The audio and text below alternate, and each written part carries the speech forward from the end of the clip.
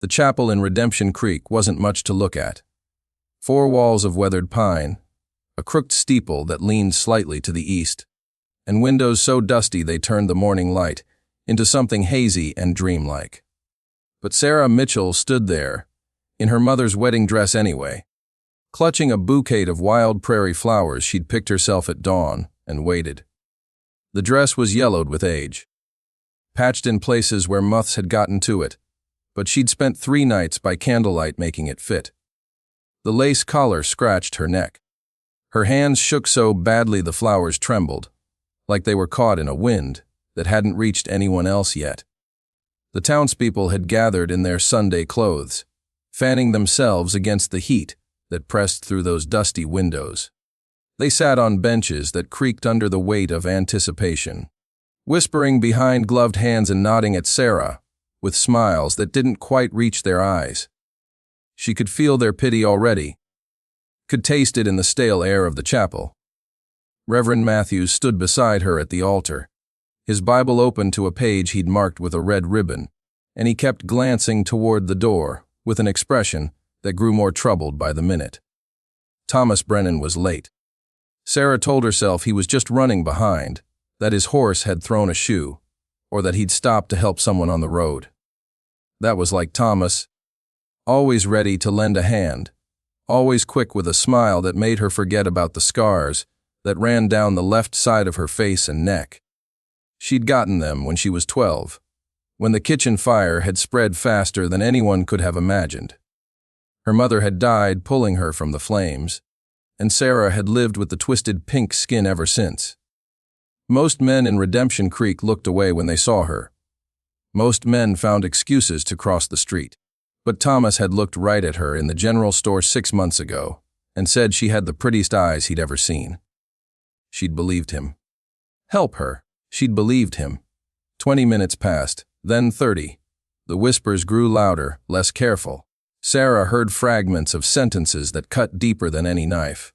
She saw Mrs. Henderson lean over to her daughter and shake her head slowly. She watched old Mr.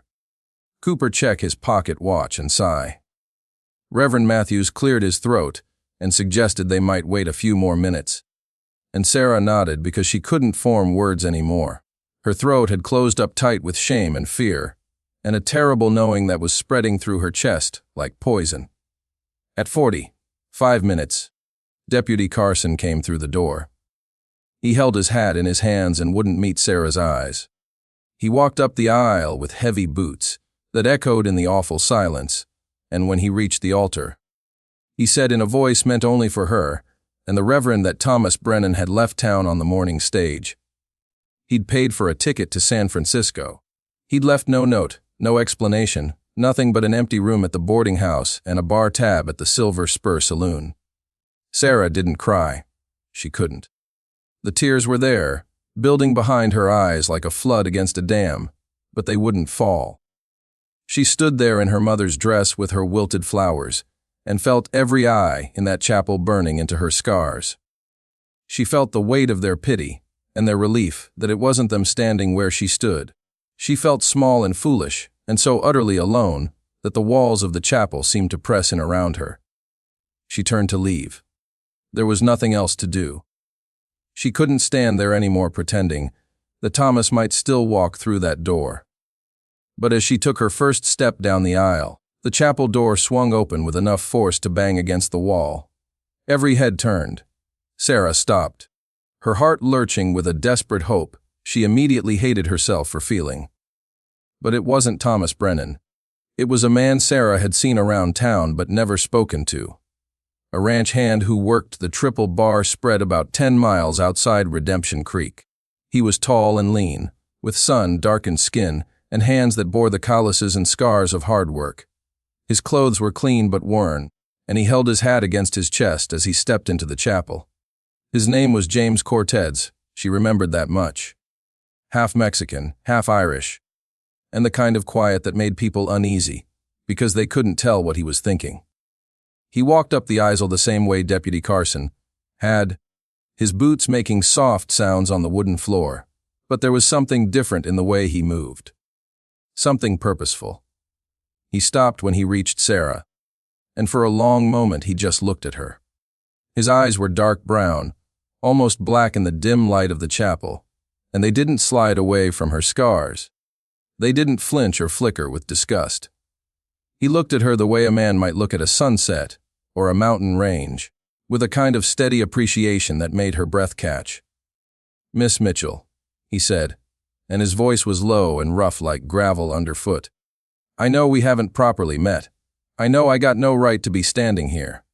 But I heard what happened, and I've been outside this chapel for the past 20 minutes, trying to work up the courage to come through that door." Sarah couldn't speak. She could only stare at him, clutching her flowers so hard the stems bent in her hands. "I've seen you around town," James continued, and there was something vulnerable in his eyes now, something that made him look younger than his 30-some years. "I've wanted to talk to you more times than I can count, but I always figured you were spoken for. I figured a woman like you wouldn't have any interest in a ranch hand who smells like horses and can barely write his own name." He took a breath, and Sarah saw his hands tighten on his hat. But standing outside just now, listening to those whispers, hearing what that coward did to you, I couldn't keep quiet anymore. I couldn't let you walk out of here thinking you weren't wanted, thinking you weren't enough. The chapel had gone completely silent. Even Reverend Matthews seemed to be holding his breath. "What are you saying?" Sarah whispered, and her voice cracked on the last word. James looked down at his boots, then back up at her, and there was a fierce determination in his expression that made her heart pound. "I'm saying I'd be honored if you'd let me stand up here with you. I'm saying I don't mind the scars. I'm saying I think you're the most beautiful woman I've ever laid eyes on, and if you'll have me, I'll spend the rest of my life proving that I mean it." Sarah felt the tears finally break free. They spilled down her cheeks, hot and fast, and she couldn't stop them. She couldn't speak. She could only stand there while this stranger, this man she'd never even had a conversation with, offered her everything that Thomas Brennan had taken away. The chapel erupted in whispers again, but they sounded different now. Surprised, shocked, maybe even a little bit hopeful. "You don't know me," Sarah finally managed to say. "You don't know anything about me." "I know enough," James said. "I know you pick flowers at dawn. I know you help Mrs. Chen with her garden every Tuesday. I know you sing when you think nobody's listening. And you've got the prettiest voice this side of the Mississippi. I know you're kind and strong and brave, and I know any man who can't see that isn't worth the air he breathes." Sarah looked at Reverend Matthews, who was staring at James with an expression caught somewhere between shock and admiration. She looked at the townspeople, who were leaning forward in their seats like they were watching a play unfold. She looked back at James Cortez, at this man who was offering her a life she'd never imagined, and she felt something shift inside her chest. It wasn't love, not yet. It was something more fragile and more powerful at once. It was possibility. It was hope. "I don't know if I can trust anyone again," she said quietly, and it was the most honest thing she'd said all day. James nodded slowly. "I understand that. I do. But I'm not asking you to trust me right away. I'm just asking for a chance. Marry me today. Let me take you out to the ranch. And if you decide after a year that you want nothing to do with me, I'll give you an annulment or a divorce or whatever you want. No questions asked. But give me that chance to show you what it means to be loved the way you deserve." Sarah's hands were shaking so badly, the flowers fell from her grip and scattered on the floor. She looked at those wilted prairie flowers, at the petals that were already browning at the edges, and she thought about Thomas Brennan on a stage to San Francisco. She thought about standing here in this chapel, waiting for a man who was never coming back. She thought about walking out those doors alone, going back to her little house at the edge of town, and spending the rest of her life wondering what was wrong with her that made her so easy to leave. Or she could say yes to this stranger. She could take a chance on a man who looked at her like she mattered, like she was enough. "Okay," she whispered, and the word felt like jumping off a cliff into darkness, not knowing if there was water below or rocks. James's face transformed. The serious, Determined expression softened into something that looked almost like joy, and he smiled at her for the first time. It was a good smile, she thought. An honest one. He turned to Reverend Matthews and said, "If you're willing, Reverend, I'd like to marry this woman right now." Reverend Matthews blinked several times, looked between them, and then slowly closed his Bible and reopened it to the first marked page. "Well," he said, and there was something amused in his voice now. "I suppose that's why I'm here. Miss Mitchell, are you certain about this?" Sarah looked at James again. She searched his face for any sign of deception, any hint of the same weakness that had made Thomas run. She saw only steadiness, only truth. "I'm certain," she said, and this time her voice didn't shake. The ceremony was quick. James didn't have a ring, so he took a length of raw-wide cord from his pocket and tied it around her finger with a knot that wouldn't slip. When Reverend Matthews pronounced them husband and wife, James leaned down and kissed her forehead, so gently it felt like a promise. The townspeople applauded, some more enthusiastically than others, and Sarah felt the world tilt and resettle into a new configuration she didn't recognize. They walked out of the chapel into the bright afternoon sun, and James helped her into a wagon that was waiting at the hitching post. It was old and weathered, pulled by two sturdy draft horses that stamped their feet and swished their tails at flies. Sarah sat on the bench seat while James climbed up beside her, and as they pulled away from the chapel, she looked back once at the building where she'd waited for a man who'd never loved her. Then she looked forward, at the dusty road stretching toward the Triple Bar Ranch, and she decided not to look back again. The ranch was exactly what she'd expected. A sprawling property with corrals and barns and a main house that had seen better days, but was solid and clean. James helped her down from the wagon and led her inside, and Sarah saw immediately that a woman's touch had been missing from this place for a long time. The furniture was functional but sparse. The walls were bare. The kitchen was tidy but impersonal. It was a house, but it wasn't yet a home. "I know it's not much," James said, and she heard uncertainty in his voice for the first time. "But it's sturdy and warm, and the roof doesn't leak." "It's fine," Sarah said, and she'd meant it. She'd lived in worse. She'd expected worse. That first night was awkward, in the way that two strangers sharing a life always is. James showed her to the bedroom and then immediately offered to sleep in the barn. Sarah almost said yes, almost let him go, but something stopped her. Maybe it was the way he'd looked at her in the chapel. Maybe it was the raw-wide cord around her finger. Maybe it was just exhaustion and the desperate need not to be alone. "You can stay," she said quietly.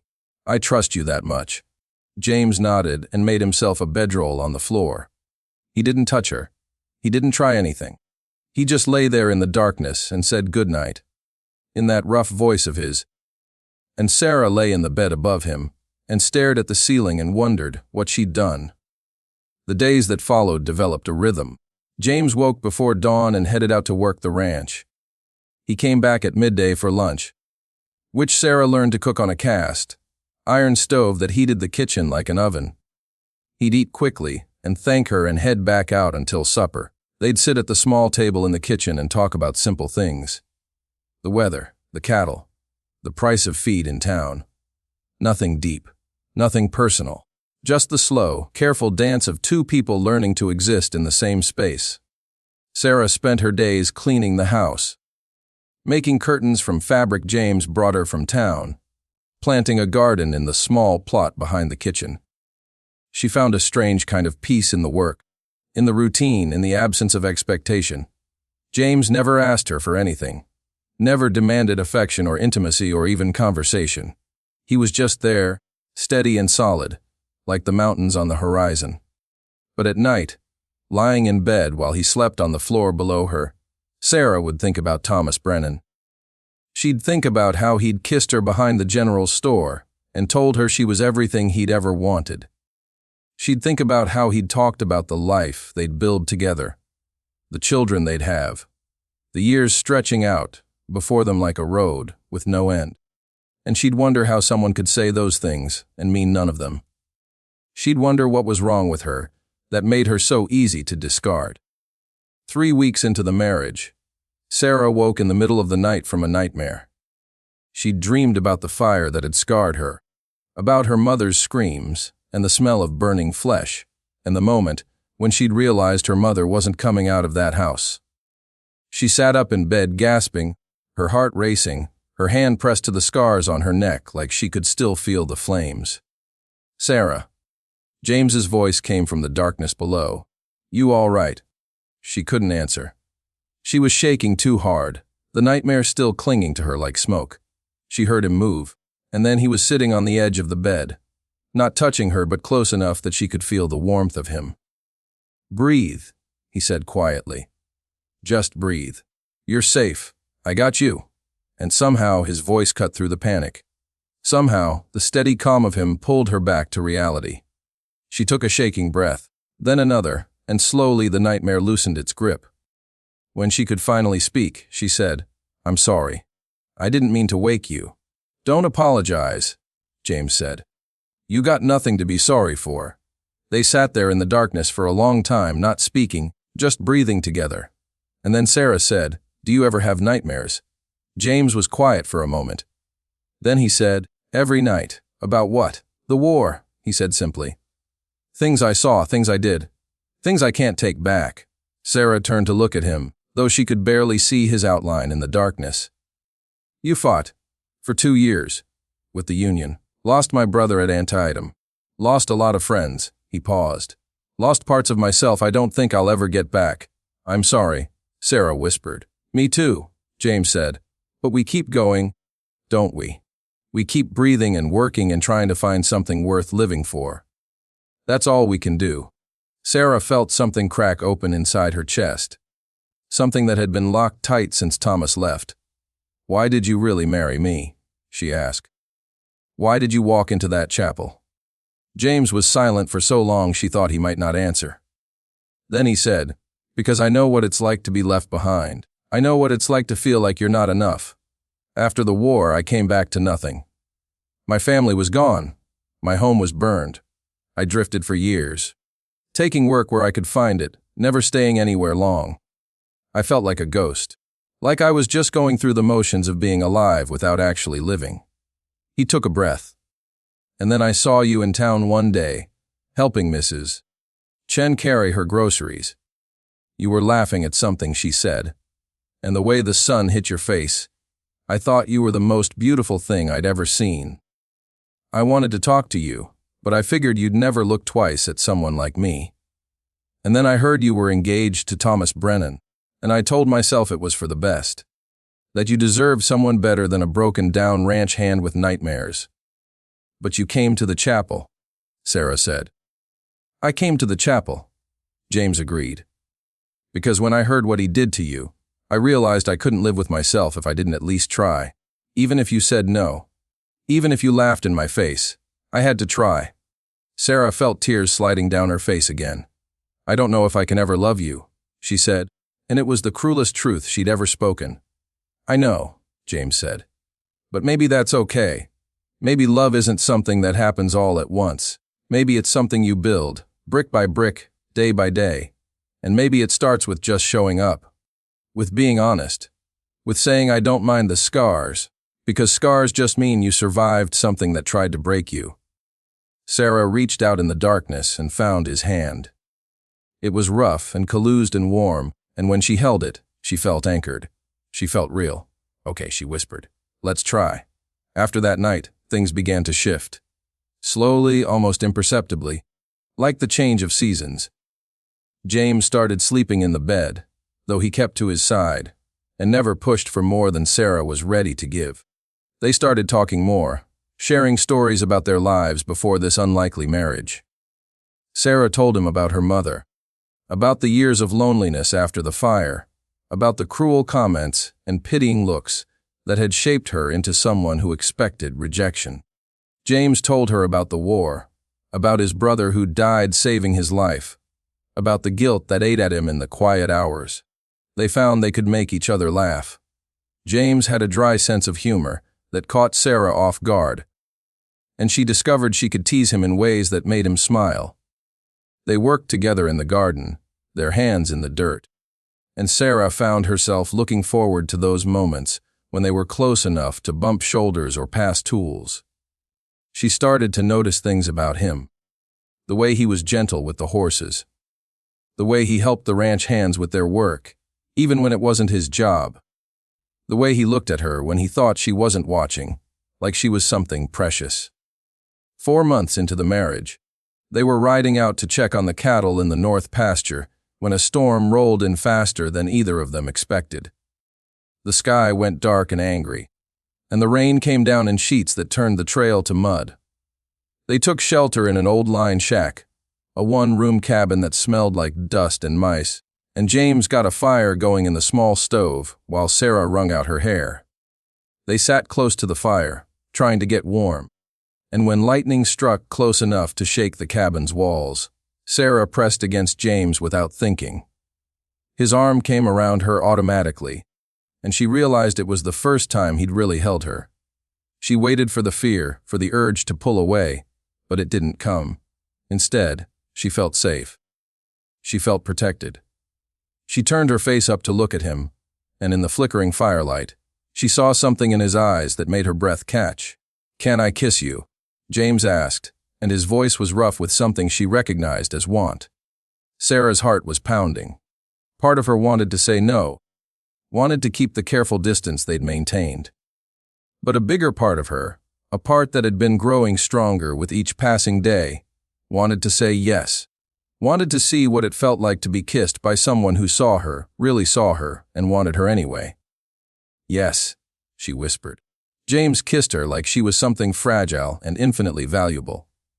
His lips were gentle on hers, asking rather than taking, and Sarah felt something inside her unfurl like a flower opening to the sun. When they finally pulled apart, she was shaking, but not from fear, from something else. Something that felt like coming home. "I'm falling in love with you," James said against her hair. "I thought you should know." Sarah closed her eyes and let herself feel the weight of those words. She wasn't there yet, wasn't ready to say them back, but she was close. So close she could almost taste it. "Ask me again in a few months," she said. "I think I might have an answer for you then." James smiled, and it was the most beautiful thing she'd ever seen. "I can wait," he said. "I'm good at waiting." The seasons changed. Summer gave way to fall, and fall gave way to winter. Sarah and James settled into a life that felt less like an arrangement and more like a partnership. She learned that he sang old Mexican songs when he worked in the barn. He learned that she loved to read and started bringing her books from town. They celebrated Christmas with a small tree and handmade gifts. James carved her a jewelry box from cedar wood. Sarah knitted him a scarf that was slightly crooked but warm. They sat by the fire on Christmas Eve and talked about the future in a way that felt possible now, real. One day in early spring, Sarah was working in the garden when she heard a familiar voice call her name. She looked up to find Thomas Brennan standing at the fence line. He looked different, thinner, older. There were shadows under his eyes that hadn't been there before.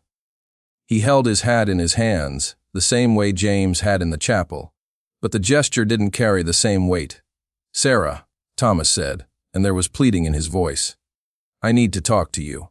Sarah stood slowly, wiping the dirt from her hands on her apron. She felt James before she saw him, sensed him walking up behind her from the barn. He didn't say anything, just stood at her shoulder, solid and steady. "What do you want, Thomas?" Sarah asked, and her voice was calmer than she expected. "I made a mistake," Thomas said. "The biggest mistake of my life. I was scared. I was stupid. I thought I could find something better in San Francisco, but there was nothing there. Nothing worth having. I came back to ask for another chance. To ask if you'd forgive me." Sarah looked at him, at the man who'd left her standing in a chapel full of pitying eyes, and she felt nothing. No anger, no hurt. Just a kind of distant pity. "It's been 8 months. Thomas, I'm married now.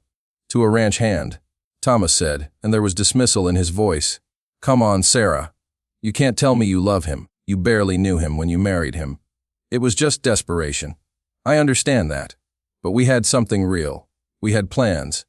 Sarah felt James tense beside her, but he didn't move. Didn't speak. He let her handle this. You're right, Sarah said quietly. I didn't love him when I married him. But I love him now. I love him because he shows up. Because he keeps his promises. Because when he looks at me, he doesn't see something broken that needs fixing. He sees someone worth staying for. She took a step closer to the fence, and she saw Thomas flinch. You left me because you were scared of what people would think. Because you were ashamed to be seen with someone who looks like me. Don't try to tell me different. I know the truth now. Sarah, please. Thomas started, but she cut him off. No. You don't get to come back here and ask for forgiveness. You don't get to waltz back into my life like you didn't break my heart. I gave you everything, and you threw it away because it wasn't enough for you. But it was enough for James. I'm enough for James, and that's all that matters. Thomas looked between them, his face crumpling. I'm sorry, he said. I'm so sorry. I know, Sarah said. But sorry doesn't change anything. You need to leave now. Thomas stood there for another moment, like he might argue, but then he saw something in Sarah's face that made him stop. He nodded slowly, put his hat back on, and walked away. Sarah watched him go, and she felt James's hand slip into hers. You all right? James asked quietly. Sarah turned to look at her husband, at this man who'd walked into a chapel and offered her a life when she'd thought she had none. She saw the love in his eyes, the absolute certainty of it, and she felt the last wall around her heart finally crumble. I'm more than all right, she said. I'm happy. James smiled, and Sarah stood on her toes and kissed him right there in the garden, with the spring sun warm on their faces and the future stretching out before them like an open road. When they pulled apart, she said the words she'd been holding on to for months. I love you, James Cortez. I love you so much it scares me sometimes. Don't be scared, James said, and he pulled her close. I got you.